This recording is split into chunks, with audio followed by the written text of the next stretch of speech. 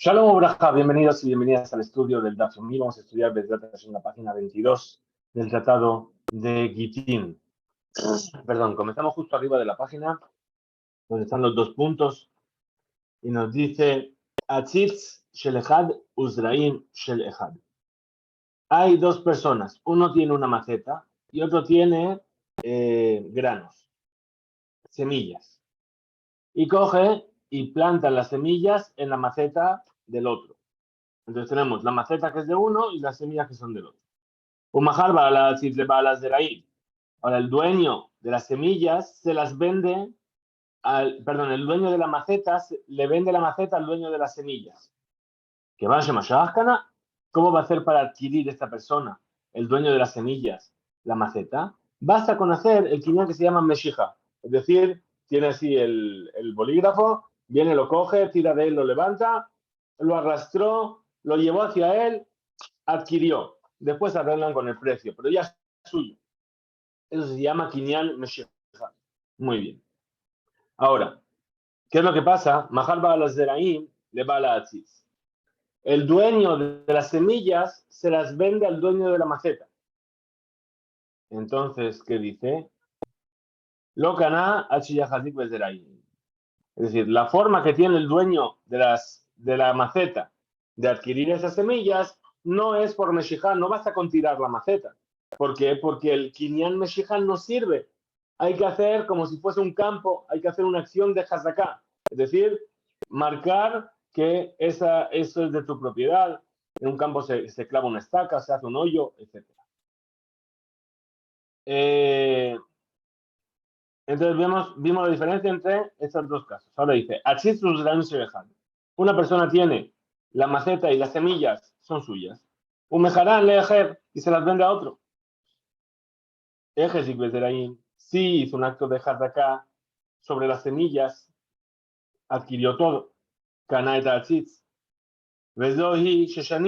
Y esto que estamos diciendo aquí es lo mismo que aprendimos, porque vamos a aprender en el tratado de Kiddushin. En el Tratado de Kiddushin se nos habla de los diferentes tipos de actos de adquisición, de lo que se llama kinyan. Y dice así en Kiddushin. Los bienes que no son hipotecables, es decir, metaltelín, que son móviles, niknin im nehasim shen laem acharayut. Se pueden comprar con bienes que no tienen, que tienen, que son hipotecables, es decir, terrenos. ¿Y cómo son? De Kesef, Beshtar u Behazaká. Es decir, a través de dinero, yo le paso el dinero a la mano del propietario, estoy adquiriendo eso.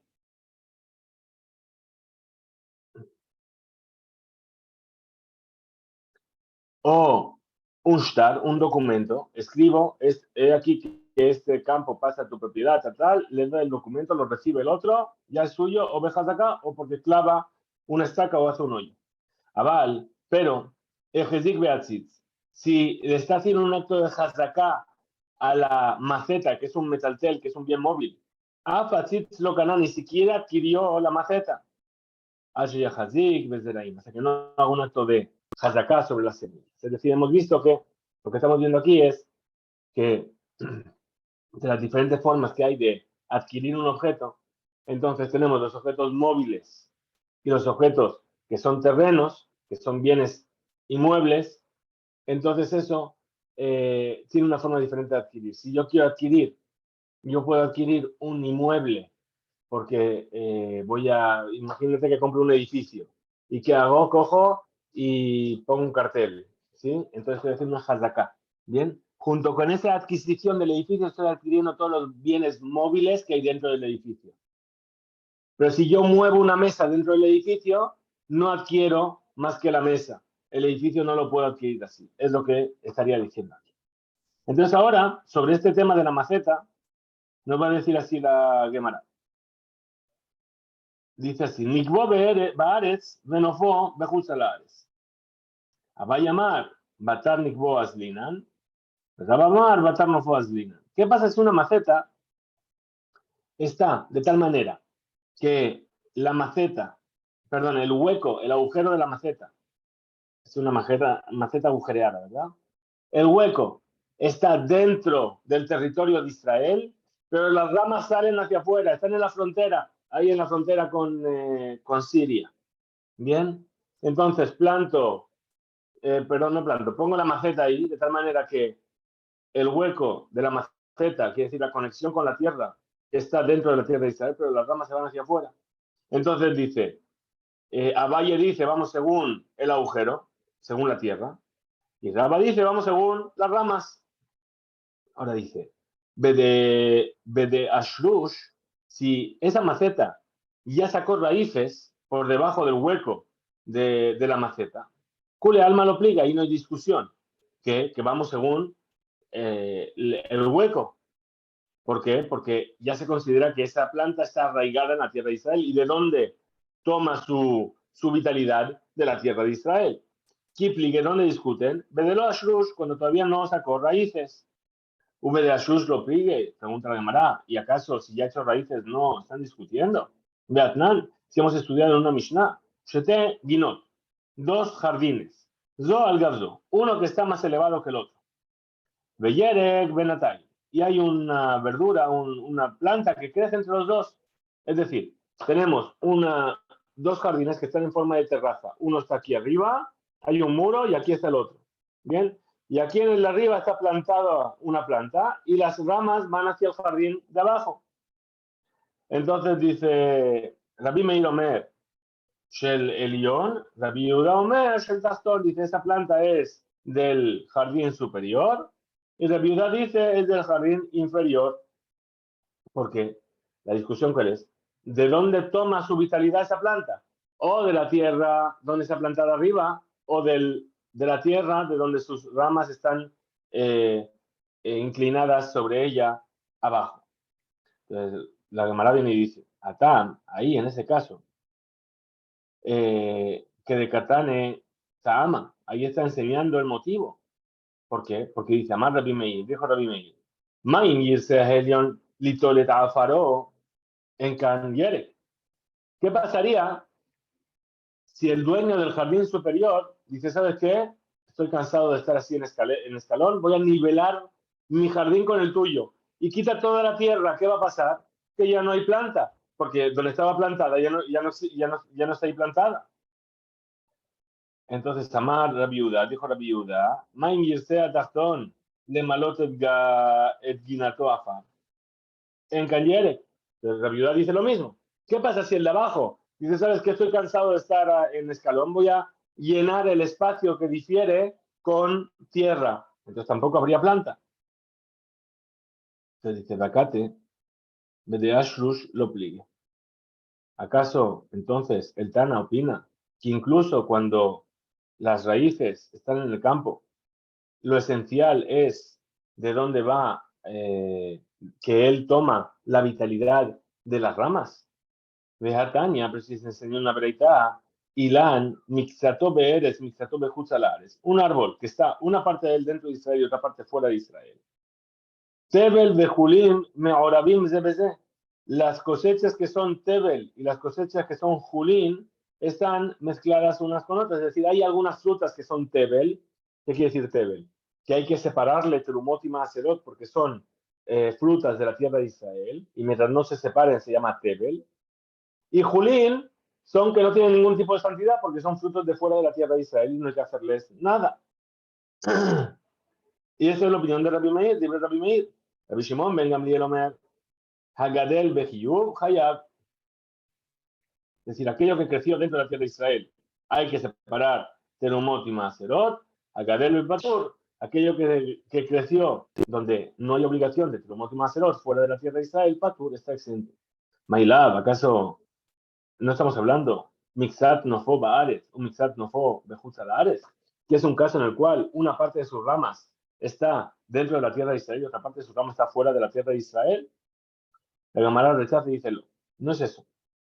Mixat Shorashim Baares o Mixat Shorashim Bejutzalares. Estamos hablando de que una parte de las raíces del árbol están dentro de Israel y la otra parte está fuera de Israel. De Rabban Shimon ben Gamliel. ¿Y cuál es el motivo de Rabban Shimon ben Gamliel? Es decir, lo que está chupando de la tierra. Está mezclado. Una parte de aquí y otra parte de ahí. Dice, de mafsik sunma. Es decir, que hay una piedra que separa las raíces. Es decir, entre las raíces hay una piedra. Y por encima de la piedra crece el árbol. Maitama de Rabbi. ¿Cuál es el motivo de Rabbi? De Hadre Arbe. Es decir, ok, es verdad, hay una piedra, pero abajo. Y llega un momento en el que cuando se vuelven a unir las raíces, todavía está bajo tierra. Y entonces ahí está tomando nuevamente de los dos lugares. De Maika me expliqué dónde está la discusión. Más sabar, un sabio opina, es decir, Rabbi, Avirame Balbel. Es decir, es el ambiente, la atmósfera. Afalpisha Shorashim Beadama, a pesar de que las raíces están bajo tierra, interrumpidas por la piedra, puesto que sale el tronco, ¿sí? Y ahí no hay ningún tipo, nada que separe entre una cosa y la otra. Entonces se mezclan lo que mama o lo que toma esa planta de la tierra de Israel con lo que toma de fuera de Israel. Masabar, y otro sabio, Rabbi Shimon ben Gamliel, ¿qué opina? Hay lejude cae, hay lejude cae. Es decir, lo que toma de una tierra va para un lado y lo que toma de la otra tierra va para el otro lado. La viuda Ben Beter Omer. Ahora vamos a volver al tema de los pergaminos. Bien. Entonces, como vimos, estábamos hablando sobre la escritura sobre la escritura del get, en qué tipo de material. Y dijimos en la Mishnah que Rabbi Yehuda ben Betera Omer, Rabbi Yehuda ben Betera dice que no se puede escribir sobre un papel que pueda ser, que esté borrado, ni tampoco sobre lo que se llama diftera. Entonces dice así, explica la Gemara, Amar Rabbi Hilla Barasi Mishme de Aula, dijo Rabbi Hilla Barasi en nombre de Ula. Shlosha Orothen. Hay tres tipos de pieles, de animal. Estamos hablando de pieles que se trabajan para vestir, para escribir, etc. ¿Cómo se llaman? Matzah, Jefá, Bediftera. Cada una va a depender del grado de trabajo que se hace en ella. Entonces, ¿qué se hacía con las pieles o qué se hace con las pieles para hacer un pergamino? Primero se las pone en agua con sal, después se las pone en harina y después se las pone en mea fachín, que es un agua de una serie de plantas. Entonces dice así, dice matzah, que mashmau. Es decir, matzah es como lo que quiere decir como lo que dice la palabra misma, como la matzá, que es agua y sal solamente, agua y harina solamente. Es decir, no le añadieron ningún otro tipo de condimento. De la misma manera, esta piel es antes de ser trabajada, de lo malías o de lo camías o de lo afis. Es decir, no le hicieron ni la salaron, ni le pusieron harina, ni le pusieron agua de plantas. Ahora, Lema y el Geta, ¿en qué me cambia esta alajá sobre este tipo de piel? Leotzaat Shabbat, sobre el hecho de transportar en Shabbat.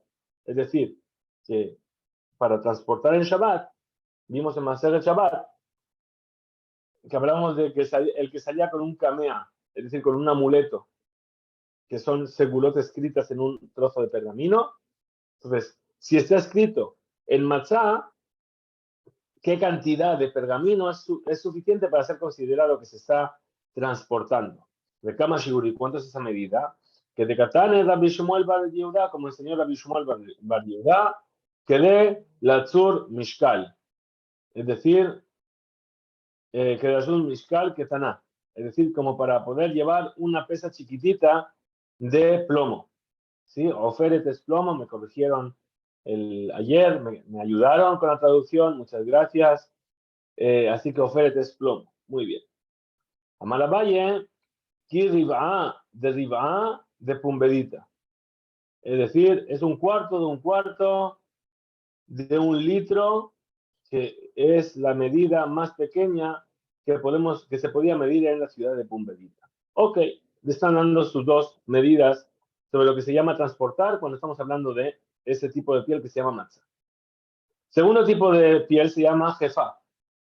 ¿Qué es jefa? Es una piel de malíach, velo camiach, velo afitz. Es decir, que fue salada, pero no se la puso en harina, ni se la puso en agua de plantas.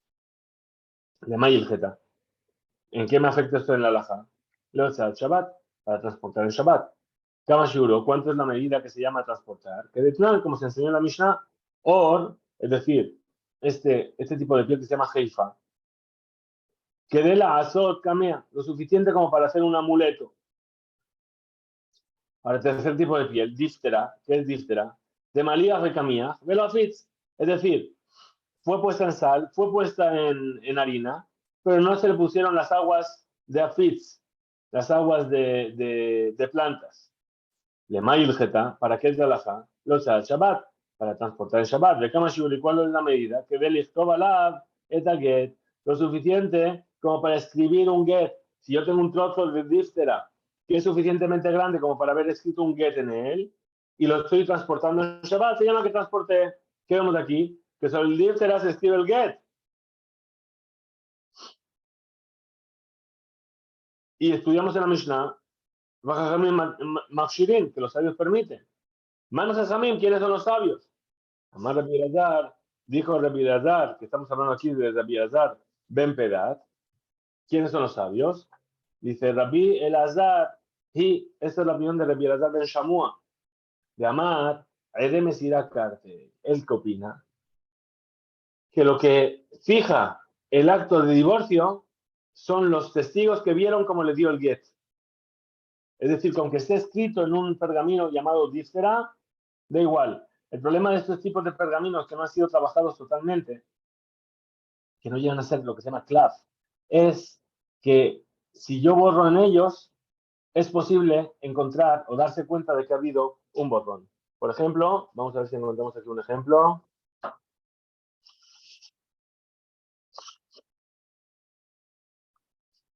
No sé si se va a ver. No sé si se va a ver. No se va a ver. Ahí. Ahí. Es que voy a quitar esto un segundo.